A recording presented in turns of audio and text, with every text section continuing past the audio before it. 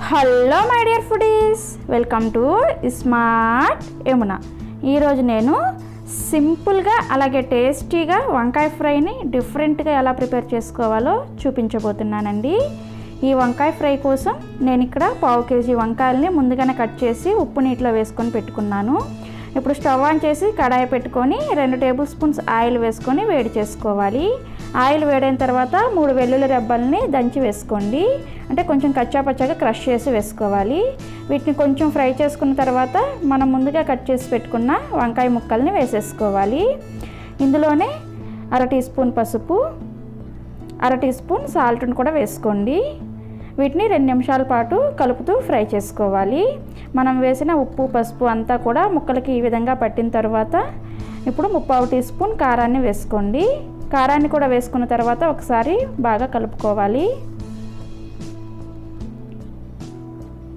ఈ విధంగా మొత్తం అంతా కూడా బాగా కలుపుకున్న తర్వాత ఇప్పుడు మూత పెట్టేసి దీనిని 5 నుంచి 7 నిమిషాల పాటు లో ఫ్లేమ్లో బాగా ఫ్రై చేసుకోవాలి.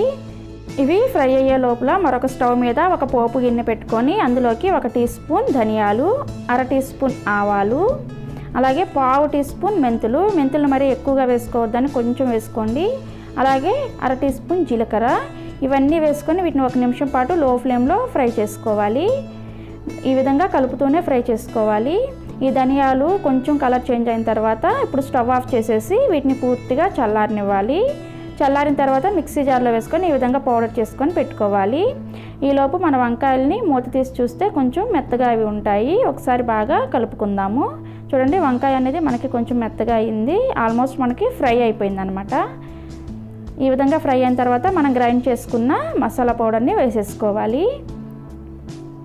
ఈ పౌడర్ని కూడా వేసుకున్న తర్వాత మరొక 2 నిమిషాల పాటు లో ఫ్లేమ్లో బాగా కలుపుతూ ఫ్రై చేసుకోవాలి. ఈ విధంగా కలుపుకున్న తర్వాత మూత పెట్టేసుకొని 1 నిమిషం పాటు అలా ఉంచారంటే ఈ మసాలా పౌడర్ అంతా కూడా ఈ వంకాయ ముక్కలకి పట్టి టేస్ట్ చాలా బాగుంటుంది. చివరిగా 1 రెమ్మ కరివేపాకు రెబ్బలను కూడా వేసుకొని కలుపుకొని స్టవ్ ఆఫ్ చేసేయడమే. అంతే, ఎంతో టేస్టీగా ఉండే మన వంకాయ ఫ్రై రెడీ అయిపోయింది.